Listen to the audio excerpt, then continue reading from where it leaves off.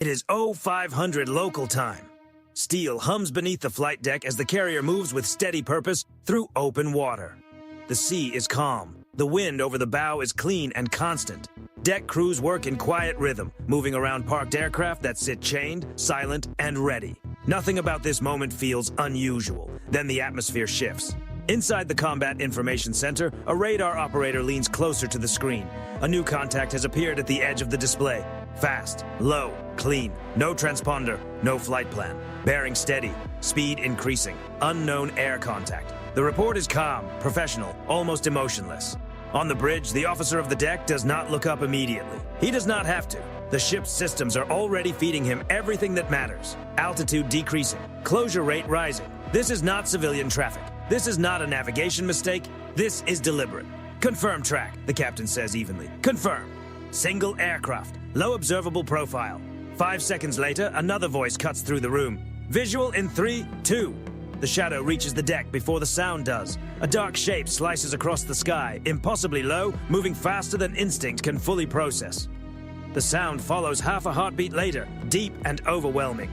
Loose equipment trembles, air pressure rolls across the parked aircraft. Sailors pause mid-step as the jet flashes overhead, crossing directly above the landing area. It is gone almost as quickly as it appeared.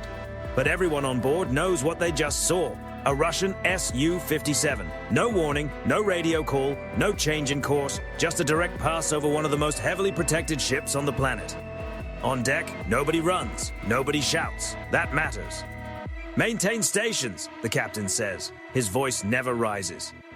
Inside the Combat Information Center, the response begins. Not outward, but inward. Screens fill with new data, tracks are refined. Sensors synchronize. The ship does not react with emotion, it reacts with structure.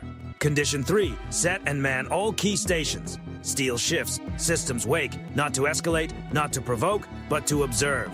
The Su-57 appears again on sensors, already banking wide. It has not left, it is circling. Electro-optical systems lock in, infrared signatures bloom across the displays. Every angle, every heat change, every small adjustment of the aircraft's control surfaces is being recorded. This is not just about pressure, not here. This is about data. On the bridge, the captain watches the sea ahead, not the sky. He understands exactly what this moment is. The flyover was not accidental. It was a test of reaction, discipline, and posture. The carrier does not change course. That decision matters. The Su-57 comes around again, lower this time, tighter. Still no radio call. Still no acknowledgement. The aircraft wants to be noticed. It wants a response. It does not get one. Instead, the carrier strike group tightens around itself without making a show of it. Radar coverage overlaps. Passive sensors listen. Nothing is broadcast unless it needs to be.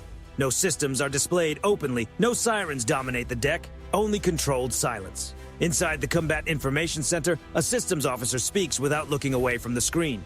Signature capture ongoing. Flight envelope mapping stable. This is the part most people never see. Every second the aircraft remains nearby, it gives something away. Heat, shape, movement, behavior. The details even advanced design cannot fully conceal when it comes this close. The closer it flies, the more it gives away. The Su-57 banks, rolling its wings just enough to make its presence clear without going too far. It is close enough now that sailors topside can make out the sharp lines of the fuselage, the muted skin catching sunlight for one brief second before the jet angles away again. It is a powerful aircraft. No one on board doubts that. But power and control are not the same thing. On the flight deck, a yellow shirt slowly raises one hand, signaling a pause in movement. Not because of panic, not because anyone has lost focus, because discipline demands it. This carrier will not appear unsettled. Below deck, every detail is being logged with exact timestamps. Bearing, altitude, speed, flight behavior, nothing is left to memory. This encounter will remain in the records long after the aircraft disappears from view. The Su-57 lifts slightly, easing back on the throttle. It stays near the edge of the carrier's sensor range, just long enough to make sure its presence is understood. Then it turns away. No final gesture, no second message, just a clean break toward open sky. The sound fades, the shadow vanishes. Wind and ocean take the moment back. On the carrier, operations resume within seconds. Chains rattle again. Sailors move with purpose. Aircraft crews return to their tasks. To someone watching from far away, it might look as if nothing happened. But something did. A message had been delivered, and something far more valuable had been collected. The aircraft does not fully leave the area. It climbs, but not far. It turns wide, but not away. On radar, the track settles into a measured arc, controlled, deliberate, and impossible to ignore. This is not a flyby built only for sound and spectacle. This is a presence meant to stay in the mind. Inside the Combat Information Center, no one talks about pressure. That word has no place here. What matters is geometry. Track holding, a watch officer reports. Altitude increasing, speed steady. The Su-57 remains close enough to matter and close enough to be useful. Across the carrier strike group, sensors are aligned. Not dramatically, not openly, but quietly. Passive systems listen while active systems remain controlled. This is not a public display, this is collection. Every aircraft reveals something when it flies. Heat gathers near exhaust points. Small vibrations move through control surfaces. Angles shift under load. Flight corrections create patterns. At this distance, stealth is no longer just a concept. It becomes a calculation. Electro-optical cameras follow the jet across the clear sky. Infrared sensors study its thermal profile at different power settings. Radar continues tracking its movement without drawing attention to itself. The Su-57 knows it is being observed. It may not understand how completely. On the bridge, the captain remains still, hands behind his back, eyes forward. He understands the balance of the moment. Any obvious reaction, any visible change in posture would give the aircraft exactly what it came for. It does not get it. Continue data collection, he says. The Su-57 descends again, angling closer. Not directly overhead this time, but offset, testing the edges of the ship's awareness. It is looking for gaps. There are none. Below decks, analysts begin shaping a profile in real time. Flight path consistency, turn rate, acceleration curves, correction behavior. The aircraft's movements are precise but not random. That tells its own story. The pilot is confident, and confidence creates patterns. At this range, the carrier's systems can study how the jet behaves when it stays nearby, how long it holds a line, how quickly it corrects, how sharply it banks when it knows it is being followed. Every motion adds another piece to the picture, and the longer the Su-57 remains close, the clearer that picture becomes. Those details matter. The Su-57's engines brighten for a brief moment as the aircraft adjusts its position. Just a small increase in thrust. To an untrained eye, it looks like nothing. To the infrared feed, it is valuable. Thermal spike logged, a technician says quietly. Every spike, every correction, every choice becomes another data point. None of it is emotional. None of it is personal. This is not about flags, pride, or spectacle. This is about understanding. The aircraft makes another pass along the outer edge of the strike group's coverage. Still no radio contact, still no transponder. That silence is intentional. But silence does not mean invisibility. The carrier's systems were built to manage far more complex situations than this. They track fast-moving objects close to the surface. They sort through confusion. They separate noise from meaning. Compared to that, one fighter in clear weather is controlled, readable, and almost predictable. On the flight deck, crews continue working under strict direction. Movement is measured. No one looks up unless they need to. The ship will not advertise attention. That restraint is deliberate. The Su-57 dips lower again, pressing the boundary. This is the kind of moment where a less disciplined force might overreact. Signals might sound, positions might change. The entire scene might become louder than it needs to be. None of that happens. Instead, a quiet confirmation moves through the Combat Information Center. Full envelope capture achieved. That sentence carries more weight than any visible response. The aircraft has now spent enough time close enough to reveal its habits, how it reacts to being observed, where it feels comfortable, how it corrects, and how far it is willing to go. Every system aboard the carrier and its escorts now knows more about this jet than it did an hour earlier. The Su-57 begins to widen its turn. The pilot has what he came for, or at least believes he does. From his perspective, he passed low near a carrier and left without an obvious response. That version of the story will travel easily. What he does not see are the logs being finalized, the files being secured, and the quiet efficiency of a force that never needed to reveal its hand. The carrier never changed course. That too is data. As the aircraft moves farther out, its signature begins to fade from the most sensitive sensors. Not all at once, not cleanly. Just enough remains to confirm its departure path. Contact increasing range, the watch officer says. The captain gives a single nod. Maintain course. No one celebrates. No one speaks as if something has been won. This was not a confrontation. It was an exchange. And the carrier leaves with far more than it had before. The sea stays calm. The sky returns to open blue. From a distance, it looks uneventful, but in the quiet spaces below deck, the encounter is already being studied, frame by frame. The flyover was the headline. The data was the real story. And that story is only beginning. The Su-57 does not fully withdraw. It adjusts. On the scopes, the contact shifts altitude and bearing with deliberate restraint, staying near the edge of proximity without pushing too far.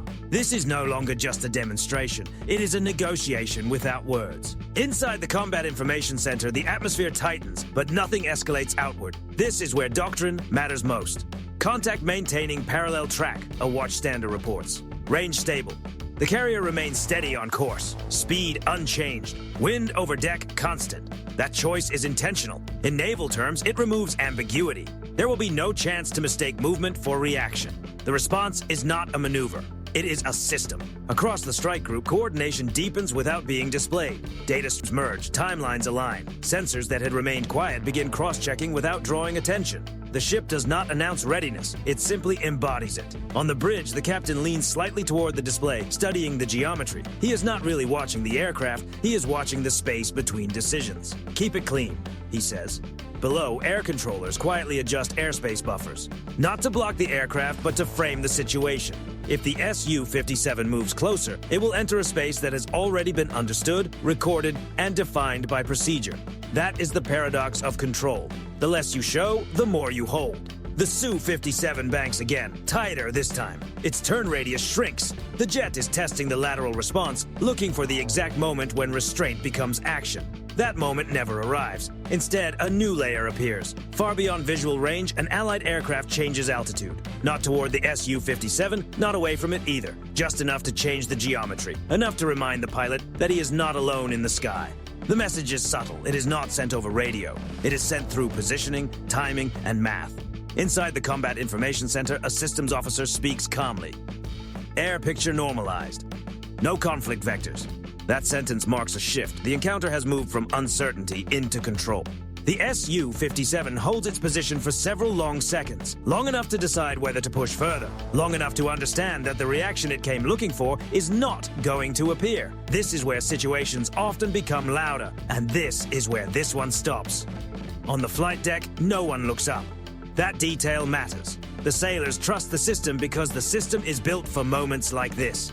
Panic would suggest weakness. Visible attention would give the aircraft exactly what it wants. The jet descends slightly, then climbs again. A small hesitation. A human moment inside a machine designed to project confidence. The carrier does nothing. That silence is the response. Behind the scenes, the recordings continue. Timestamps roll forward. Every deviation is preserved. Every second adds another layer of clarity. The Su-57 is no longer being understood only by shape.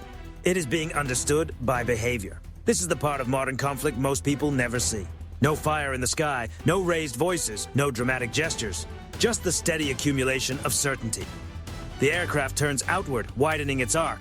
It is still close, but no longer pressing in. The pilot has read the space and found no opening. On the bridge, the captain finally speaks again. Let him go! Not because he has to, because he can. The Su-57 banks with more purpose now, angling away from the strike group's center line. Its speed increases, not sharply, but enough to make its exit clear. Contact breaking, the Combat Information Center reports. Increasing range. The carrier does not acknowledge it. It does not need to. After the moment passes, nothing visibly changes. Operations continue. Deck cycles resume. Radios remain controlled. From the outside, the ship looks exactly the same. Steady, focused, untouched by the display. But the response has already happened. It happened in the discipline to hold course. It happened in the refusal to perform. It happened in the confidence to let the moment fade on its own. The Su-57 disappears into distance, carrying with it a version of the story it may believe it owns. But it does not. Because the real response was never meant for the sky. It was meant for the record. And that record now exists, complete, precise, and impossible to ignore. The carrier sails on, unchanged in appearance, but richer in knowledge. The encounter has passed without incident. That is exactly how the Navy prefers it. Because when control is complete, silence is not weakness. It is command. The jet is still visible. Not close enough to matter in the same way. Not far enough to be dismissed entirely. It becomes a shrinking shape against the higher layers of the sky, followed now more by procedure than concern. The Su-57's departure is measured and careful, controlled enough to avoid looking rushed. On the carrier, no announcement marks the moment. There is no visible change that would suggest relief. The ship does not exhale. Because the situation is not finished the instant the aircraft turns away. It is finished when the environment returns to normal. Inside the Combat Information Center, watchstanders continue monitoring the contact long after it begins to open distance. This is not doubt, it is discipline. Encounters end the same way they begin. Precisely. Range increasing, a voice reports. Altitude high, track steady. The Su-57 is climbing now, easing into a departure profile that suggests the moment is closing. No sudden acceleration, no sharp movement, no last-minute display. The pilot understands that the encounter has passed. What he may not fully understand is what was exchanged. On the bridge, the captain remains composed. He does not follow the aircraft with his eyes. His focus is on continuity, making sure nothing about the carrier's behavior changes because of outside pressure. That consistency is not passive, it is policy. Flight operations resume in full. Yellow shirts guide aircraft back into position. Chains are checked again. Engines begin to spool. To a casual observer, the carrier looks untouched by what just happened. That impression is intentional. Below deck, however, the real work has only just begun. Data streams that were active during the encounter are now being verified. Timestamps are synchronized. Redundant feeds are compared. This is where a brief pass in the sky becomes a permanent reference point. Every system that observed the Su-57 now compares notes. Radar tracks are matched with infrared imagery. Optical feeds are aligned with motion analysis. Nothing is rushed because accuracy matters more than speed. This is not a reaction. It is a collection. The Su-57 continues to move away, now well beyond visual range. On the sensors, its signature thins, then steadies. It is committed to leaving the area. Contact at extended range. The Combat Information Center confirms. No further maneuvers. The captain nods once. Log it, he says. That single instruction closes one chapter and opens another. Because while the sky is clearing, the meaning of the encounter remains. This moment will not live only as a story told loudly or a headline claimed somewhere else. It will live in databases, in training briefs, and in quiet updates to systems that will remember the aircraft long after the pilot has landed. On the flight deck, a sailor wipes residue from his gloves and returns to work. He may not speak about the flyover later, not because he cannot, but because to him, it was handled. That, too, is control. The Su-57 is now a distant contact, barely more than a small mark on the scope. The carrier strike group resumes its rhythm. Its presence remains unchanged. No public warning was issued. No response was broadcast. No dramatic display was offered. And still, the result is clear. The aircraft came close, searched for reaction, and left without receiving one. In modern naval operations, that is not a draw. It is an answer. Back on the bridge, the captain allows himself one glance toward the horizon. The sea remains calm. The sky is empty again. The carrier continues forward, unchanged in direction and purpose. The moment has passed, but the lesson remains. Power does not always announce itself. It does not always move first. It does not always answer directly. Sometimes it simply waits, confident that time, systems, and discipline are on its side. The Su-57 flew away, believing it had tested a boundary. What it actually did was confirm one, and that boundary never moved. The sky is empty again. Blue stretches uninterrupted above the carrier, broken only by the steady rhythm of routine aircraft and the faint trails of normal operations returning to pattern. To the outside world, the encounter is already over. On board, it has only changed form. Inside the Combat Information Center, the watch has rotated. Fresh eyes review the same data. Not because the previous team missed anything, but because certainty is built through repetition. Every sensor feed from the encounter has been preserved. Every second has been logged. Time, bearing, altitude, speed, nothing is assumed, nothing is discarded. This is where modern naval encounters truly end. Not in the sky, but in analysis. Radar engineers compare return profiles across multiple bands, confirming how the aircraft appeared under different angles. Infrared specialists study thermal curves, mapping engine behavior against small changes in power. Optical analysts replay high-resolution frames, isolating subtle movements in flight control surfaces that only become visible at close range. Each team works separately. Then the results come together. No one raises their voice. No one rushes to declare a conclusion. This is not performance. This is precision work, built to last long after memory fades. On the bridge, the captain signs the final operational log from the encounter. The language is simple, factual, and almost clinical. No adjectives, because adjectives do not survive scrutiny. The carrier continues on its assigned track, speed unchanged. The strike group remains coherent, layered, and predictable. That predictability is not weakness, it is control. Below deck, secure data packages are sealed and sent through quiet channels.